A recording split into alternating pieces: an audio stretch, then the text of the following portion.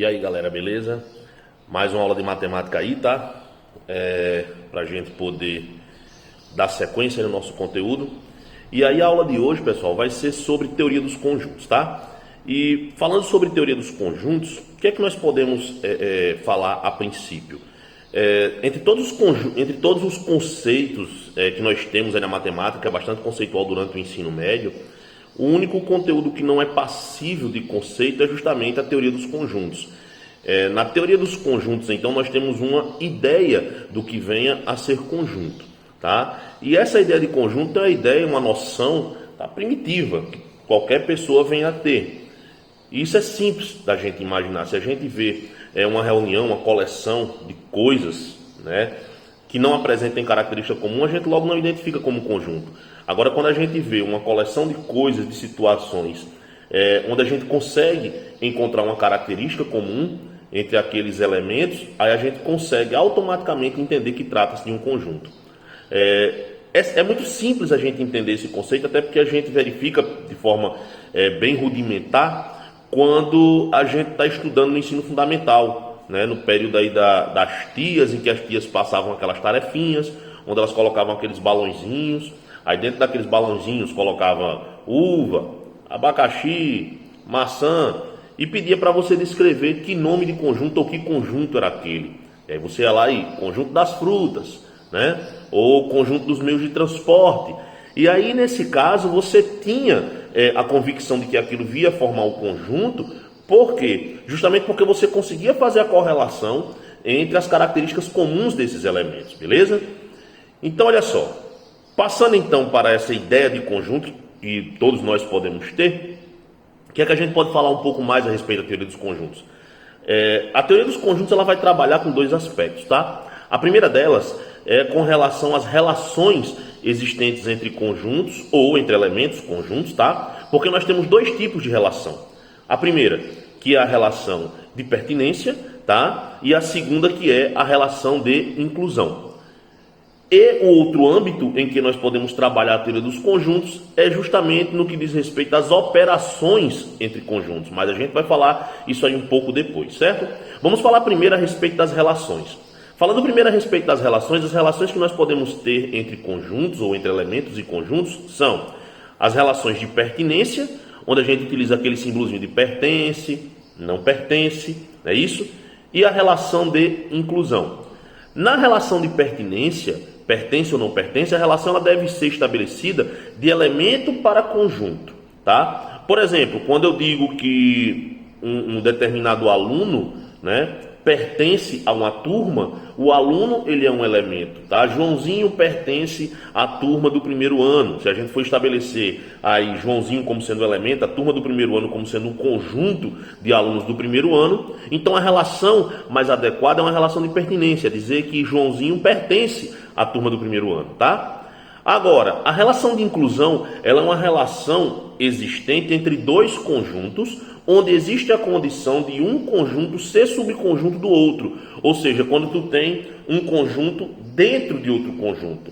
Por exemplo, se nós tivermos aí as três turmas, né, do ensino médio, primeiro, segunda e terceira série, tá? Como sendo conjuntos de alunos, o conjunto dos alunos da primeira série, o conjunto dos alunos da segunda série e o conjunto dos alunos da terceira série, tá? Então, nesse caso, nós temos aí três conjuntos, tá, que estão inclusos dentro de um outro conjunto maior, que é o conjunto de alunos da escola. Então, se eu for dizer, ou estabelecer uma relação entre cada um desses conjuntos e o conjunto de alunos da escola, a relação ela deve ser uma relação de inclusão. Então, jamais posso dizer que a turma da primeira série pertence à escola, tá? Eu digo que a turma da primeira série está contida na escola, tá? Eu digo, então, que está contido, ou ainda, no caso, uma relação inversa, que a escola contém a turma da primeira série, tá? Então, contém, está contido, não contém, não está contido, é uma relação de inclusão. Se você, de repente, diz que Joãozinho está contido na turma da primeira série, tá?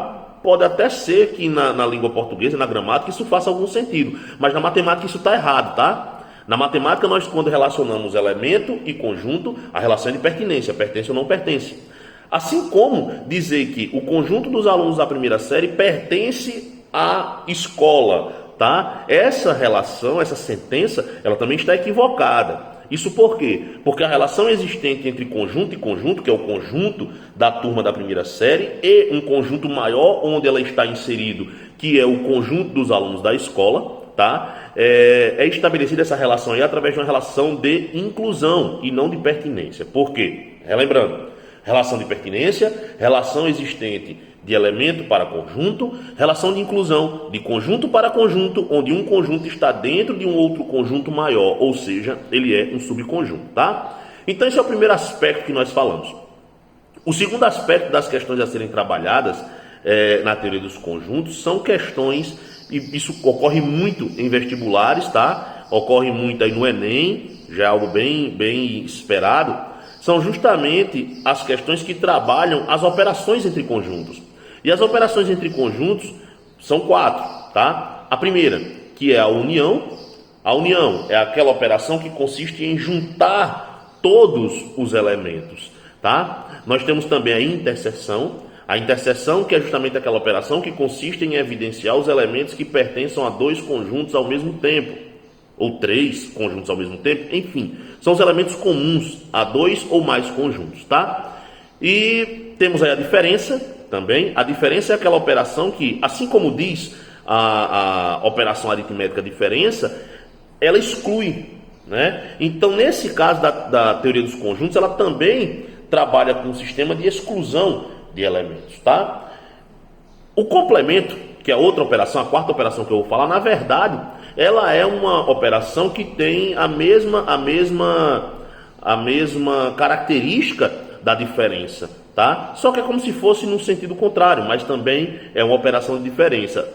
A única mudança que nós temos é que o complemento é uma linguagem mais adequada a utilizar, por exemplo, no campo das probabilidades. Por isso que a gente utiliza o complemento, que pode até surgir a dúvida, mas por que então diferença e complemento?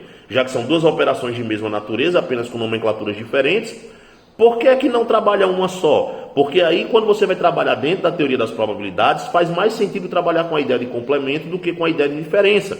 A ideia de diferença, sim, faz mais sentido quando a gente está trabalhando na teoria dos conjuntos, beleza? Pois bem, guardem também algumas palavrinhas mágicas que nós temos em cada uma dessas operações. Nos enunciados contextualizados de teoria dos conjuntos, existem algumas palavrinhas que servem como alguns gatilhos para a gente entender qual é a operação que está sendo feita ali.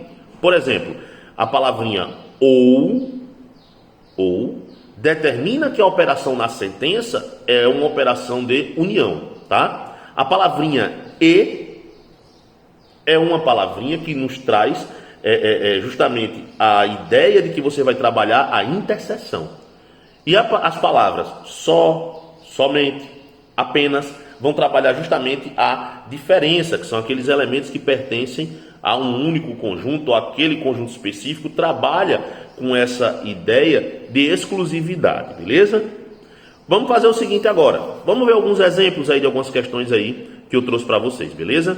Vocês vão pegar aí seus livros, tá? Vocês vão pegar aí seus livros de matemática, vão abrir aí na página 262, matemática A, questão de número 3, tá? Deixa eu preparar aqui o material aqui para a gente poder fazer a resolução dessa questão, para que eu possa filmar aqui bem bacaninha para vocês, tá?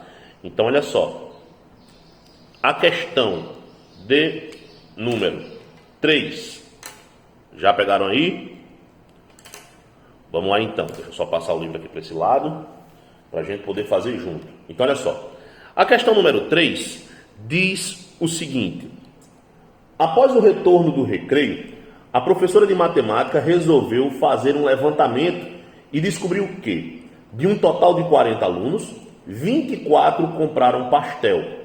Destes, 6 compraram pizza e pastel, e 9 alunos não compraram lanche nesse dia. Aí vem a pergunta: qual o número de alunos que comprou apenas pizza? Observe que nesse enunciado nós temos todas as palavrinhas, tá, que eu comentei com vocês agora há pouco, que descrevem as operações. Em toda e qualquer questão de teoria dos conjuntos, como essa, com levantamento de dados, quando a gente vai resolver, a primeira coisa que a gente tem que se preocupar é o seguinte: com quantos conjuntos nós estamos trabalhando? Tá? Essa é a primeira pergunta que você tem que se fazer. E lembra, para que seja conjunto, tem que ter características comuns. Nesse enunciado, por exemplo, quais são as características comuns levantadas na questão? Ora, quem comprou pizza, quem comprou pastel. Professor, mas aí quem não comprou nem pizza nem pastel constitui um conjunto. Tá, constitui um conjunto de que comprou o quê? Né? Então o que acontece? Não existe uma característica comum entre quem não comprou pizza ou pastel. A questão ela já dá a dica do universo que ela quer trabalhar, tá? Do universo pesquisado. Então nesse caso, nessa questão aí, nós temos dois conjuntos, tá? Nós temos dois conjuntos: de quem comprou pizza, de quem comprou pastel. Primeira coisa, tá? Aí a segunda coisa agora é o seguinte: verificar se há interseção entre esses conjuntos e identificar os pontos de interseção. Em seguida, fazer a distribuição dos valores, tá? Vamos então acompanhar aqui a resolução da questão. Olha só. Vamos aqui acompanhar a resolução. Vamos lá então para a resolução da questão, tá? Então olha só. A primeira coisa que a gente fez foi identificar com quantos conjuntos a gente está trabalhando. Nesse caso aí nós temos dois conjuntos. Vamos lá então. A gente vem aqui, ó. Faz o diagrama de Venn. Tá? Tudo isso em um conjunto universo. Só tá meio feio aqui meu desenho, porque parece que eu sou acostumado a desenhar em quadro, né? Pois bem, aqui nós temos os alunos que compraram, vamos ver aqui o enunciado, pastel. Tá? E aqui os alunos que compraram pizza. Pois bem, nesse caso aí, o enunciado diz o seguinte: após o retorno do recreio, a professora, são um total de 40 alunos, né? 24 compraram pastel. Preste atenção, se você for lançar os 24 aqui direto, isso pode dar um erro aí. Isso por quê? Porque 24 compraram pastel, mas 24 compraram apenas pastel, né? Porque pode ser que entre esses 24 tem uma galera que tenha comprado os dois ao mesmo tempo, tá? Então toda vez que você vai fazer o lançamento desses dados, você tem que se ligar no seguinte: tem que começar pela interseção, tá? Você vai começar a distribuição desses valores pela interseção. Começando então pela interseção, eu vou atrás do quê? Lembra da palavrinha que caracteriza interseção, e. Então tu vai para o enunciado e observa lá o seguinte: 24 compraram pastel, beleza. Destes, 6 compraram pizza e pastel. Então presta atenção nesse i aí, tá? Esse i conecta pizza e pastel. Quer dizer que essas 6 pessoas compraram pastel e pizza ao mesmo tempo. Então nesse caso eu venho aqui, ó, e digo que 6... Opa, a canetinha aqui deu uma falhadinha. Aqui. 6 pessoas compraram pastel e pizza, beleza? O que é que a gente faz agora? A gente vai descentralizando essa conta. E como é que a gente faz essa descentralização?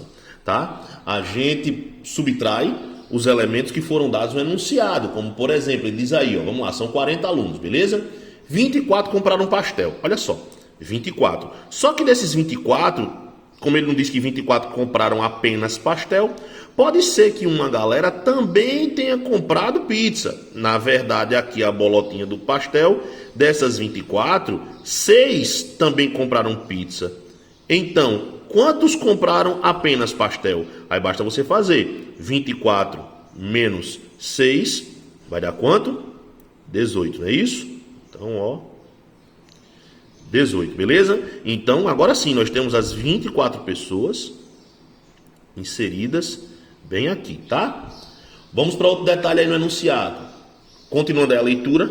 E 9 alunos não compraram lanche nesse dia. Então, como é que a gente faz para enquadrar essas 9 pessoas? Você vem aqui, ó. Você vem aqui. 9 pessoas não compraram lanche nesse dia. E aí a pergunta: qual o número de alunos que comprou apenas pizza? É isso que eu quero saber aqui, ó. Não sei. x, tá? Mas o que é que acontece? O que se sabe é que nessa turma, né, nós temos aí o quê? Nós temos um total de 40 alunos. Então, quando a gente somar isso aqui tudinho, o resultado vai ter que dar 40. Pois bem, vamos para cá. Então, nós teremos, ó, 18 mais 6 mais x mais 9. Olha só. E a soma disso tudo vai ter que dar 40. Beleza? Então, vamos lá então. Daqui, ó, 18 mais 6, 24. 24 mais 9, 33. Então, nós ficamos com x mais 33 igual a 40. 33 está somando, passa para o outro lado, subtraindo. X vai ser igual a 40 menos 33. Portanto, x é igual a 7. Portanto, 7 pessoas compraram apenas, tá? Compraram apenas pizza. Beleza? Então é isso aí, galera. Essa foi a aula de hoje, tá? Vou deixar uma lista aí de atividades aí para vocês. Dá um jeitinho de a gente ver um método de como colocar uma lista aí na nossa plataforma digital, tá? E qualquer dúvida, vamos ver se a gente ativa os canais via WhatsApp para poder tirar todas as dúvidas, beleza? Então, até a próxima aula. Falou!